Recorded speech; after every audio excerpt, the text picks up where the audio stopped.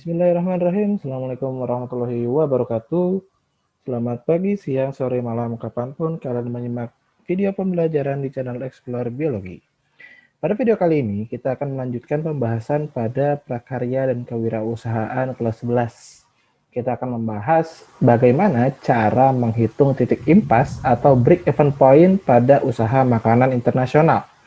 Di beberapa episode sebelumnya, saya sudah bahas tentang perencanaan, lalu makanan kontinental dan oriental, serta bagaimana sistem produksinya. Pada video kali ini, kita akan coba belajar menghitung bagaimana sebuah titik impas itu bisa tercapai. Oke, kita masuk ke materi ya. Nah, tapi sebelum itu, pasti akan timbul pertanyaan seperti ini. Apa sih titik impas itu? Apa sih break even point itu? Nah, secara definisi, titik impas bisa dibilang sebagai sebuah keadaan di mana dalam suatu kegiatan usaha.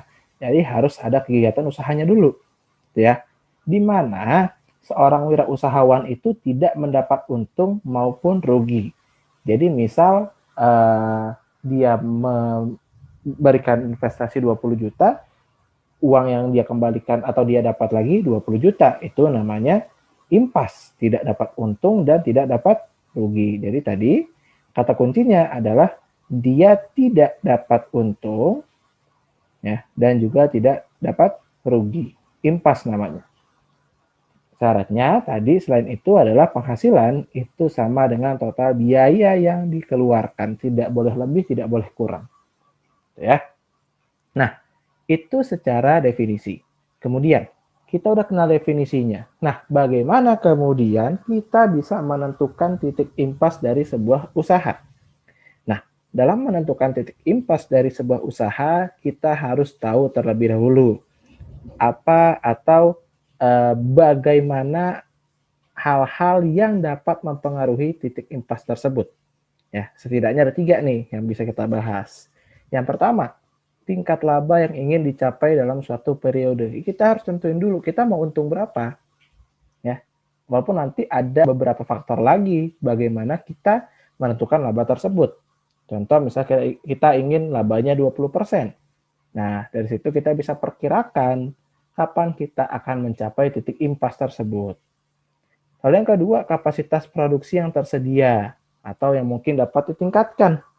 Berapa kapasitas produksi kita? Misal tadi dengan tingkat laba 20%, tingkat produksi kita atau kapasitasnya 100 buah, nah bisa ditingkatin lagi nggak? Kalau bisa misalnya jadi 150, nah perbedaan kapasitas tadi itu akan mempengaruhi lamanya waktu atau titik impas itu bisa tercapai. Ya. Dan yang ketiga, besarnya biaya yang harus dikeluarkan mencakup biaya tetap maupun biaya variabel. Ya sudah saya beberapa kali ungkapkan di beberapa video sebelumnya apa itu biaya tetap dan biaya variabel. Ya misalnya kayak biaya tetap itu yang dikeluarkan terus-menerus gitu kan ya. Nah, kita harus perhatikan itu juga. Jadi ada 3 tadi ya, laba, kapasitas produksi, ya, laba, kapasitas produksi, dan juga besarnya biaya yang harus dikeluarkan. Itu 3 hal yang nantinya sangat berpengaruh dari kita menentukan titik impas. Nah, kemudian apa kalau kita ngomongin titik impas kan ujung-ujungnya kan kita nyari untung, bukan untung, tapi harus mencapai sebuah titik yang dicapai dengan harga jual. Ya, nah bagaimana sih cara menentukan harga jual? Nah, strateginya ada 3. Bagaimana harga jual itu bisa kita tawarkan kepada pembeli. Jadi nggak langsung tembak harga, tapi ada beberapa pertimbangannya. Biasanya, seseorang itu dalam melakukan wirausaha ada minimal 1 dari 3 hal ini.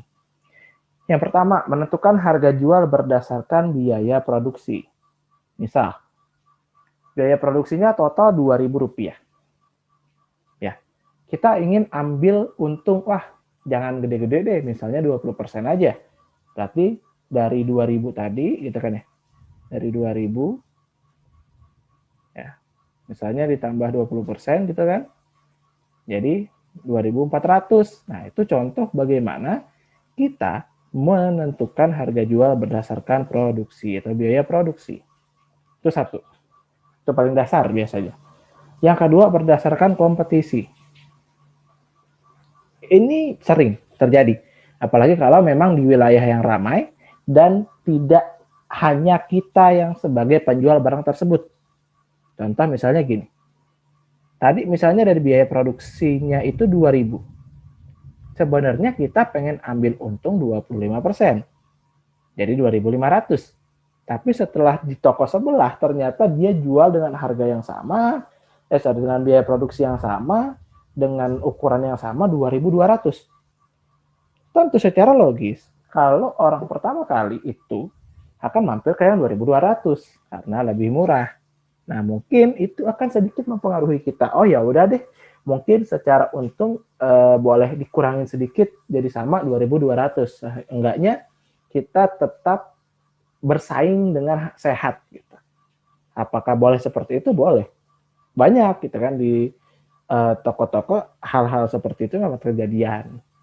Dan yang ketiga, menentukan harga jual berdasarkan tujuan khusus. Apa tujuannya? Karena ada beberapa mungkin apakah untuk charity atau amal. Kalau amal kan kita berarti nggak nentuin harga, yang penting ya untuk kepentingan, bukan kepentingan keuntungan misalnya. Itu contoh untuk berdasarkan tujuan khusus. Atau apakah untuk promosi gitu kan. Jadi misalnya buy one get one, ya itu bisa dibilang sebagai cara kita menentukan harga jual. Nah, kita udah ngerti jadi bagaimana cara menetapkan harga jual. Kita sudah ngerti apa definisi break even point. Nah, sekarang kita masuk ke intinya, yaitu bagaimana sebenarnya kita menghitung BEP makanan internasional atau break even point. Pak, kenapa sih kita harus tahu break even point? Untuk apa sih titik impas? Titik impas itu ada atau dihitung untuk mengetahui jangka waktu pengembalian modal. Jadi biar jadi patokan nih. Biasanya ini jadi patokan seseorang kalau dia mau investasi atau dia ingin menginvestasikan uangnya kepada usaha tertentu. Biasanya nanya gini, lu boleh deh invest di gue 20 juta, gue nanti bakal buka usaha warung kopi misalnya. Lalu dari warung kopi tersebut, insya Allah setelah dihitung-hitung, dia bisa balik modal 6 bulan. Contoh kayak gitu. Itu baru balik modal, nanti kan bisa untung lagi. Tapi itu baru perhitungan dasar. Gitu. Jadi ini bisa jadi patokan, walaupun mungkin tidak akan mutlak langsung kejadian semua, gitu ya. Bisa jadi apakah, mau contoh misalnya kayak lagi pandemi sekarang, kan tentu penjualan akan berkurang, gitu. Nah, ada 2 BEP, yaitu BEP produksi dan BEP harga. Bedain ya. Ada break even point dari produksi, ini yang pertama. Lalu yang kedua, ada break even point harga. Jadi ada titik impas produksi, ada titik impas harga. Bedanya ada di faktor pembaginya. Yang dibagi apa? Total biaya, sama. Total biaya yang kita dapat berapa? Nah, bedanya kalau BEP produksi itu dibagi dengan harga penjualan. Kalau BEP harga, dia dibagi dengan total produksi. Contoh? Oke, kita masuk ke contoh ya. Contohnya gini, jika biaya produksi yang dikeluarkan untuk pembuatan produk makanan internasional sebesar Rp190.700 per paket. Nih, ya. Sedangkan total produksi menghasilkan 120 bungkus per paket. Dan jika harga produk makanan internasional dihargai Rp5.000 per bungkus. Nah, itu beda tuh ya. Maka kita bisa menentukan berapa BEP produksinya dan berapa BEP harganya dia. Jadi tadi ada beberapa hal yang kita ketahui kan. Jadi itu yang pertama, biaya produksinya berapa? Ada 190.700 per paket. Satu paket. Nah, per paket dia ada 120 bungkus. Ya, dan per bungkus itu Rp5.000. Berarti kita cari BEP produksi. BEP produksi tadi total biaya produksi. Yang mana total biaya produksi? Biaya produksi yang ini. Nih, ini biaya produksi ya.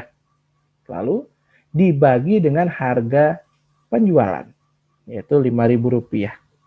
Jadi 190.700 dibagi dengan 5.000. Nah, dapat kisarannya 38 bungkus. Nah, itu adalah break even point produksi kita. Jadi, oh ini salah, maaf. Jadi, kita baru akan dapat titik impas jika kita berhasil menjual 38 bungkus. Ya, 38 bungkus. Itu BEP produksinya.